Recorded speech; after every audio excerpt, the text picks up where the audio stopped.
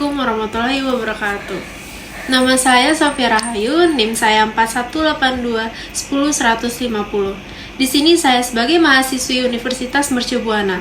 Fakultas saya Ilmu Komputer, program studi saya Sistem Informasi. Di sini saya akan mengerjakan ujian akhir semester genap saya dengan mata kuliah Komputer Masyarakat. Dosen pengampu saya adalah Bu Sarwati Rahayu, STMMSI. Berikut soal luas mata kuliah komputer masyarakat yang tertera di samping saya. Di sini saya akan menjawab soal luas nomor 1. Sebutkan sifat-sifat dan jenis-jenis hak kekayaan intelektual. Jelaskan masing-masing. Saya akan menjelaskan terlebih dahulu. Hak kekayaan intelektual atau sering disebut dengan HKI adalah hak yang berkenaan dengan kekayaan yang timbul karena kemampuan intelektual manusia. Kemampuan tersebut dapat berupa karya di bidang teknologi, ilmu pengetahuan, seni, dan sastra. Konsepsi mengenai hak kekayaan intelektual didasarkan pada pemikiran bahwa karya intelektual yang telah dihasilkan manusia memerlukan pengorbanan tenaga, waktu, dan biaya. Dengan adanya pengorbanan tersebut menjadikan karya yang telah dihasilkan memiliki nilai ekonomi karena manfaat yang dapat dinikmati. Secara garis besar, ruang lingkup hak kekayaan intelektual dibagi menjadi dua, yaitu hak cipta dan hak kekayaan industri. Hak cipta terdiri dari ilmu pengetahuan seni dan sastra. Hak kekayaan industri terdiri dari paten, merek, desain industri, desain tata letak sirkuit, terpadu rahasia dagang, dan perlindungan varietas tanaman. Bangsa Indonesia memiliki kekayaan budaya yang luar biasa. Keberagaman dan kekhasan budaya dari setiap suku bangsa merupakan aset yang tidak terhitung jumlahnya. Warisan budaya merupakan bagian dari keberagaman dan kekhasan yang dimiliki oleh setiap suku bangsa di Indonesia. Sifat-sifat hak kekayaan intelektual yaitu yang pertama, mempunyai jangka waktu tertentu atau terbatas. Jadi apabila telah habis masa perlindungannya, ciptaan atau penemuan tersebut akan menjadi milik umum. Tetapi ada pula yang setelah habis masa perlindungannya dapat diperpanjang lagi, misalnya hak merek. Yang kedua, bersifat eksklusif dan mutlak. HKI yang bersifat eksklusif dan mutlak ini maksudnya hak tersebut dapat dipertahankan terhadap siapapun. Pemilik hak dapat menuntut terhadap pelanggaran yang dilakukan oleh siapapun. Pemilik atau pemegang haki mempunyai suatu hak monopoli, yaitu pemilik atau pemegang hak dapat mempergunakannya haknya dengan melarang siapapun tanpa persetujuannya untuk membuat ciptaannya atau penemuan ataupun menggunakannya. Jenis-jenis hak kekayaan intelektual. Yang pertama, hak cipta atau copyright. Hak cipta adalah hak eksklusif pencipta atau pemegang hak cipta untuk mengatur, mengumumkan, atau memperbanyak penggunaan hasil penuangan gagasan, hasil ciptaan atau informasi tertentu, atau memberi izin untuk itu dengan tidak mengurangi pembatasan menurut peraturan undang-undang yang berlaku. Terdapat hak yang hasil buah pikiran atau olah seni seperti hak yang melekat pada lagu, karangan, dan sebagainya. Perlindungan ini layak diberikan karena tentu saja lebih mudah mengkopi dibandingkan mencipta. Untuk menciptakan sebuah perangkat lunak dibutuhkan waktu berbulan-bulan, bahkan bisa bertahun-tahun dengan biaya investasi yang bahkan bisa mencapai ratusan juta rupiah dan ribuan hari orang kerja atau HOK. Namun, setelah jadi, mengkopinya barangkali membutuhkan waktu kurang dari 1 detik. Adanya dalam ruang lingkup bidang ilmu pengetahuan, kesenian, dan kesusastraan. Yang kedua, hak kekayaan industri. Hak kekayaan industri adalah hak eksklusif yang diberikan oleh negara Republik Indonesia kepada pendesain atas hasil kreasinya untuk selama waktu tertentu melaksanakan sendiri atau memberikan persetujuannya kepada pihak lain untuk melaksanakan hak tersebut. Terdapat hak yang melindungi suatu perusahaan dari berbagai macam plagiarisme dan juga dapat mengatur segala sesuatu dalam lingkungan industri. Saya akan menjawab soal nomor 2. Sebutkan dan jelaskan A. Hak kekayaan industri. Hak kekayaan industri adalah hak eksklusif yang diberikan oleh negara Republik Indonesia kepada pendesain atas hasil kreasinya untuk selama waktu tertentu, melaksanakan sendiri atau memberikan persetujuannya kepada pihak lain untuk melaksanakan hak tersebut. Terdapat hak yang melindungi suatu perusahaan dari berbagai macam plagiarisme dan juga dapat mengatur segala sesuatu dalam lingkungan industri. Hak kekayaan industri berdasarkan pasal 1 Konvensi Paris mengenai perlindungan hak kekayaan industri tahun 1883 yang telah direvisi dan diamandemen pada tanggal 2 Oktober 1979. Berikut adalah jenis perlindungannya. A. Paten atau paten, hak eksklusif inventor atas invensi di bidang teknologi untuk selama waktu tertentu melaksanakan sendiri atau memberikan persetujuan kepada pihak lain untuk melaksanakan invensinya. Invasi sendiri merupakan ide yang dituangkan ke dalam suatu kegiatan pemecahan masalah yang spesifik di bidang teknologi. Dapat berupa produk atau proses atau penyempurnaan dan pengembangan produk atau proses. Sementara itu, paten sederhana yaitu perlindungan terhadap setiap invasi berupa produk atau alat yang baru dan mempunyai nilai kegunaan praktis disebabkan karena bentuk, konfigurasi, konstruksi, atau komponennya. Hak eksklusif yang diberikan kepada orang atau kelompok yang berhasil memecahkan masalah tertentu dengan sebuah teknologi. Yang kedua itu ada merek atau trademark, yaitu suatu tanda yang berupa gambar, nama, kata, huruf-huruf, angka-angka, susunan warna atau kombinasi dari unsur-unsur tersebut yang memiliki daya pembeda dan digunakan dalam kegiatan perdagangan barang dan jasa. Merek dagang ini salah satu jenis HKI yang paling gampang ditemui di masyarakat. Hampir semua penjual barang dan jasa pasti sudah memiliki merek. Kalau kita punya keyakinan merek dagang, kita bakal terkenal. Maka sebaiknya segera daftarkan merek dagang produk atau jasa kita. Dapat ditampilkan secara grafis berupa gambar, logo, nama, kata, huruf, angka, susunan warna dalam bentuk 2 dimensi dan 3 dimensi, suara, hologram, atau kombinasi dari 2 atau lebih unsur tersebut untuk membedakan barang atau jasa yang diproduksi oleh orang atau badan hukum dalam kegiatan perdagangan barang dan jasa. Huruf dan angka yang ditujukan agar menjadi suatu pembeda dalam kegiatan perdagangan produk atau jasa. Yang ketiga ada rahasia dagang atau trade secret. Adalah informasi yang tidak diketahui oleh umum di bidang teknologi dan bisnis, mempunyai nilai ekonomi karena berguna dalam kegiatan usaha dan dijaga kerahasiaannya oleh pihak pemilik rahasia dagang. Lingkup perlindungan rahasia dagang meliputi metode produksi, pengolahan, penjualan, atau informasi lain di bidang teknologi atau bisnis yang memiliki nilai ekonomi dan tidak diketahui masyarakat umum.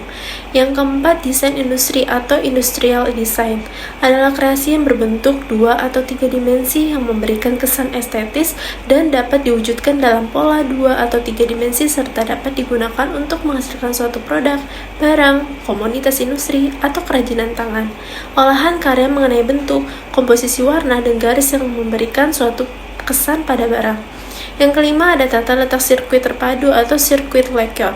Adalah produk jadi atau setengah jadi yang di dalamnya terdapat berbagai elemen dan sekurang-kurangnya satu dari elemen tersebut adalah elemen aktif yang sebagian atau seluruhnya saling berkaitan serta dibentuk secara terpadu di dalam sebuah bahan semikonduktor untuk menghasilkan fungsi elektronik. Desain tata letak sirkuit terpadu merupakan rancangan peletakan 3 dimensi yang terbuat dari berbagai elemen yang setidaknya ada satu elemen aktif sehingga dapat menjadi koneksi pada sirkuit terpadu tersebut.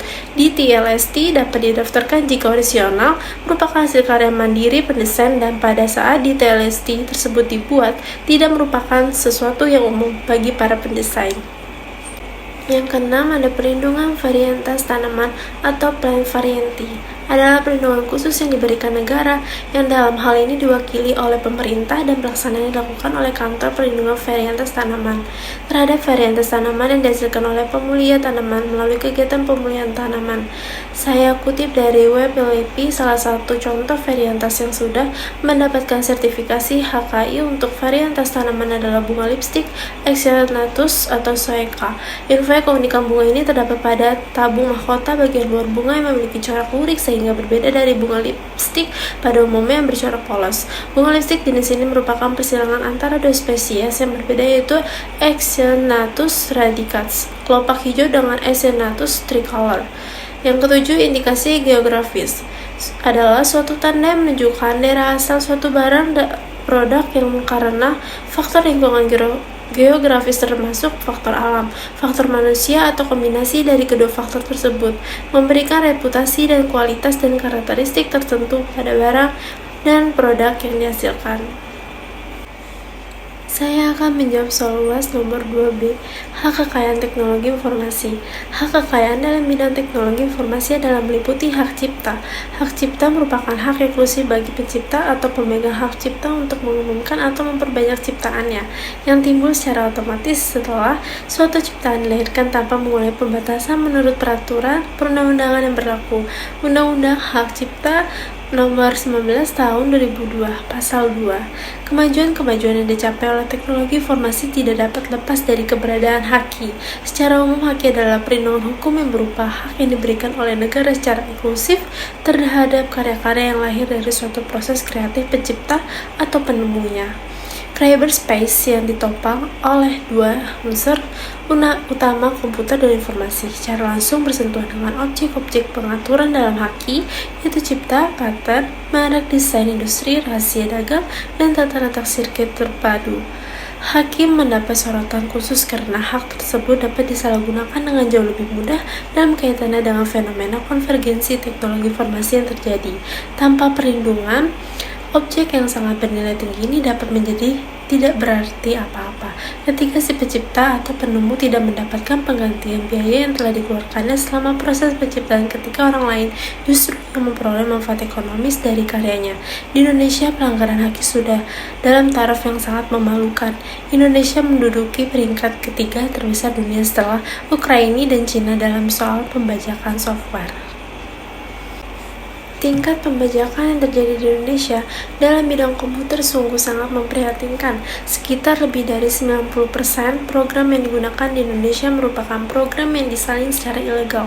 Dampak dari pembajakan tersebut, menurut Citra Dunia Teknologi Informasi Indonesia, pada umumnya hal ini menurunkan tingkat kepercayaan para investor dan bahkan juga menurunkan tingkat kepercayaan calon pengguna tenaga teknologi informasi Indonesia. Pada saat ini bisa dikatakan tenaga TI atau teknologi informasi Indonesia belum dapat dipercaya oleh pihak internasional. Hal ini tidak terlepas dari citra buruk akibat pembajakan ini. Yang lebih memprihatinkan lagi dikarenakan Indonesia merupakan negara Asia pertama yang ikut mendatangi perjanjian Internet Treaty di tahun 1997. Tapi Indonesia justru masuk peringkat 3 besar dunia setelah Vietnam dan Cina. Sebagai negara paling getol membajak software berdasarkan laporan BSA atau Business Software Alliance. Suburnya pembajakan software di Indonesia disebabkan karena masyarakat masih belum siap menerima haki. Selain itu, pembajakan software seperti sudah menjadi hal yang biasa sekali di negeri kita dan umumnya dilakukan tanpa merasa bersalah. Bukan apa-apa, di satu sisi hal ini disebabkan karena masih minimnya kesadaran masyarakat terhadap nilai-nilai hak dan kekayaan intelektual yang terdapat pada setiap software yang digunakan. Di sisi lain, harga-harga software proprietary tersebut bisa dikatakan di luar jangkauan kebanyakan penggunaan di Indonesia. Saya akan menjawab soal nomor 3. Jelaskan dan berikan contoh etika profesi di bidang IT. Etik atau etika berasal dari kata ethos atau bahasa Yunani yang berarti karakter, watak, kesusilaan, atau adat. Sebagai suatu subjek, etika akan berkaitan dengan konsep yang dimiliki oleh individu ataupun kelompok untuk menilai apakah tindakan-tindakan yang telah dikerjakannya itu salah atau benar, buruk atau baik. Etika merupakan sebuah cabang filsafat yang berbicara mengenai nilai dan norma moral yang menentukan perilaku manusia dalam hidupnya.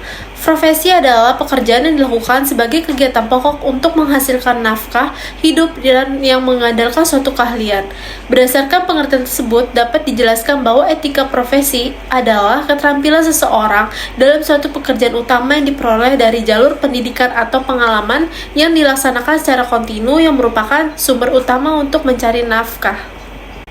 Teknologi informasi dan komunikasi bisa menjadi pilar-pilar pembangunan nasional yang bisa mengadaptasi di setiap permasalahan bangsa, sebagai contoh menyerap tenaga kerja baru, mencerdaskan kehidupan bangsa, dan sebagai alat pemersatu bangsa. Dalam mengaplikasikan ilmunya atau menjalankan profesi IT bukan mudah dan bukan tidak sukar. Yang terpenting adalah kita mampu menempatkan diri pada posisi yang benar. Profesi IT dianggap orang lain adalah profesi khusus karena keahlian yang ia dimiliki, maka dari itu kita bisa menentukan, tapi dengan ikatan yang jelas. Profesi IT juga bisa dianggap sebagai dua mata pisau. Bagaimana yang tajam bisa menjadi IT lebih berguna untuk kemaslahan umat, dan mata lainnya bisa menjadikan IT ini menjadi bencana sosial. Bencana ekonomi maupun krisis kebudayaan yang saat ini sering terjadi yaitu pembuatan website porno, seseorang hacker yang melakukan pengacakan rekening sebuah bank dan melakukan kebohongan dengan kontak-kontak tertentu, dan lain-lainnya. Kita juga harus bisa menyikapi dengan keadaan teknologi informasi dan komunikasi saat ini, dengan harus besar data yang bisa kita dapat dengan hitungan per detik ataupun dengan kesederhanaan teknologi.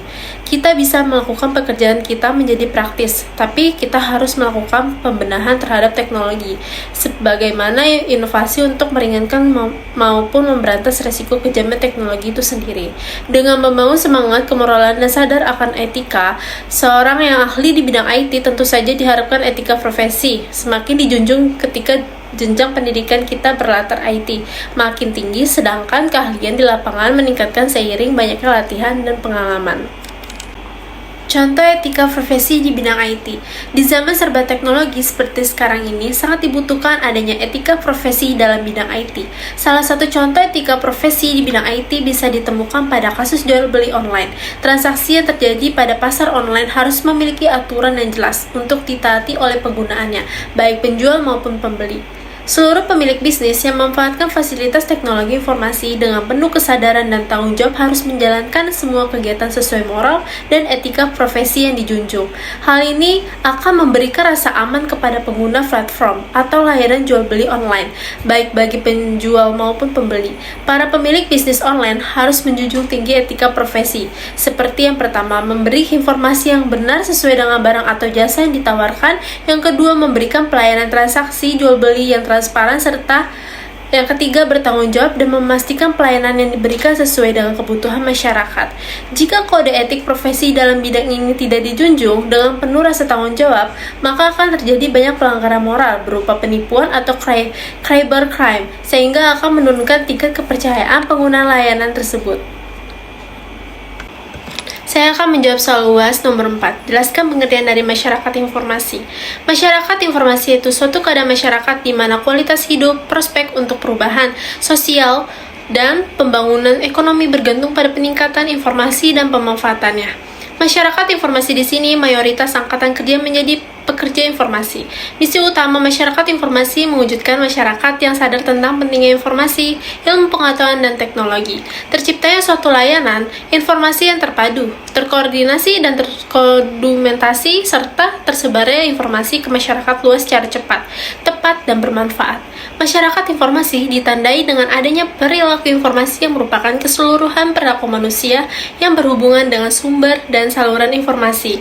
Perilaku penemuan informasi yang merupakan upaya dalam menemukan informasi dengan tujuan tertentu, sebagai akibat adanya kebutuhan untuk memenuhi tujuan tertentu. Perilaku menjadi informasi yang ditunjukkan seseorang ketika berinteraksi dengan sistem informasi, dan berperilaku penggunaan informasi yaitu perilaku yang dilakukan secara ketika menggabungkan informasi yang ditemukannya dengan pengetahuan dasar yang sudah ia miliki sebelumnya. Ciri-ciri masyarakat informasi yaitu yang pertama, adanya level intensitas informasi yang tinggi atau kebutuhan akan informasi yang tinggi dalam kehidupan masyarakat sehari-hari pada organisasi-organisasi yang ada dan tempat-tempat kerja. Yang kedua, penggunaan teknologi informasi untuk kegiatan sosial, pengajaran, dan bisnis, serta kegiatan-kegiatan lainnya. Yang ketiga, kemampuan pertukaran data digital yang cepat dalam jarak yang jauh. Yang keempat, ada masyarakat yang sadar akan informasi dan mencakup informasi secara cukup. Yang kelima, menjadikan informasi sebagai komoditas bernilai ekonomis. Manfaat masyarakat informasi yaitu yang pertama, terbuka, diiringi dengan sikap kritis dan tidak a priori. Yang kedua, demokratis. Demokratis dari rakyat, oleh rakyat, dan untuk rakyat dan masyarakat informasi lebih demokratis dibandingkan masyarakat industri. Yang ketiga, desentralisasi. Kekuasaan, berbagi, dan otonomi daerah. Yang keempat, bidang pekerjaan dari manufaktur ke jasa, ciri pekerjaan berbasis ilmu pengetahuan, otomasi, pemecahan masalah, dan inovasi. Yang kelima, ketergantungan kepada ICT. Komputer merupakan teman sejauh demokrasinya yang paling penting sejak ditemukannya kotak suara. Saya akan menjawab soal UAS nomor 5. Bagaimana perkembangan kejahatan komputer saat ini? Berikan contoh kasus yang menggunakan UU ITE. Perkembangan kejahatan komputer saat ini adanya karena kemajuan teknologi telah berkembang sedemikian pesatnya. Teknologi yang merupakan produk dari modernitas telah mengalami lompatan yang luar biasa.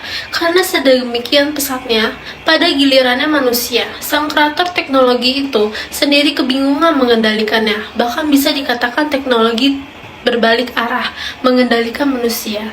Sebuah revolusi tengah berlangsung dan kita berada di dalamnya.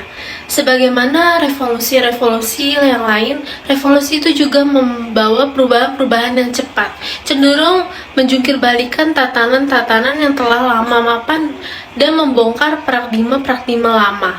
Mengingat karakteristik internet yang tidak mengenal batas-batas teritorial dan sepenuhnya beroperasi secara virtual atau maya.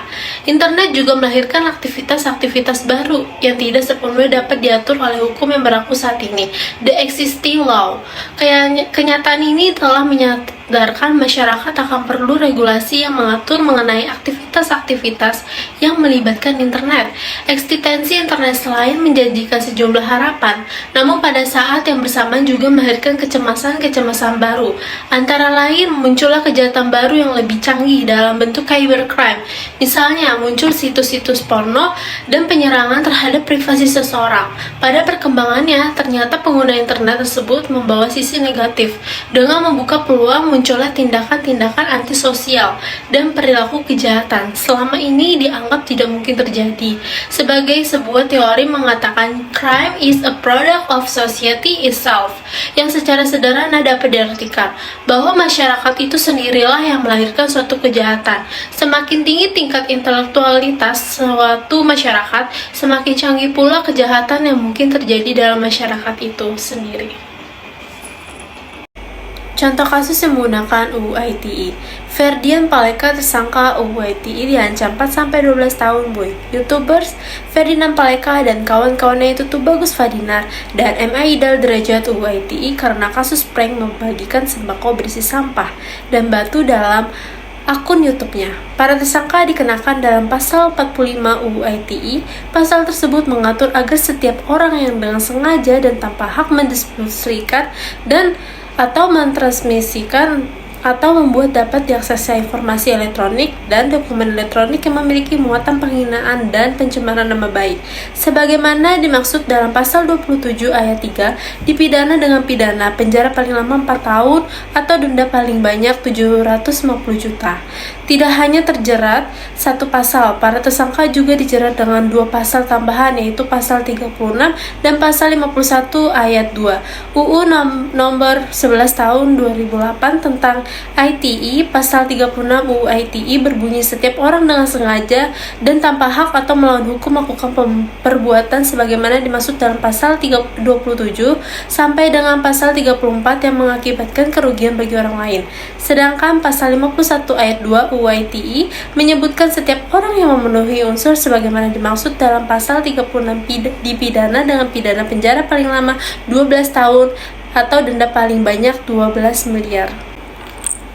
Saya akan menjawab soal UAS nomor 6. Jelaskan secara singkat kegiatan pengabdian kepada masyarakat yang telah kalian lakukan. Ringkasan kegiatan pengabdian kepada masyarakat: webinar sosialisasi pengaruh game online terhadap perkembangan belajar siswa yang telah kami selenggarakan. Acara yang pertama pembukaan oleh MC, webinar oleh kelompok kami yang ingin menyelenggarakan sebuah acara, yaitu sosialisasi pengaruh game online terhadap perkembangan belajar siswa yang dapat bermanfaat bagi masyarakat luas, khususnya bagi pelajar SMA, sehingga kami berharap kegiatan ini dapat membantu bagi pelajar karena adanya sosialisasi pada webinar kami. Acara yang kedua, menyanyikan lagu Indonesia Raya dan Mars UMB. Acara yang ketiga, pemaparan materi yang akan disampaikan oleh pemateri 1 dan 2. Acara yang keempat, sesi tanya jawab oleh peserta webinar yang akan disampaikan oleh pemateri 1 dan 2. Acara yang kelima, kuis yang akan dikerjakan oleh peserta webinar semuanya. Acara yang keenam, foto bersama kepada seluruh peserta webinar yang hadir wajib menyalakan kameranya. Acara yang terakhir yaitu penutup oleh MC. Di sini terdapat acara webinar yang telah kami laksanakan.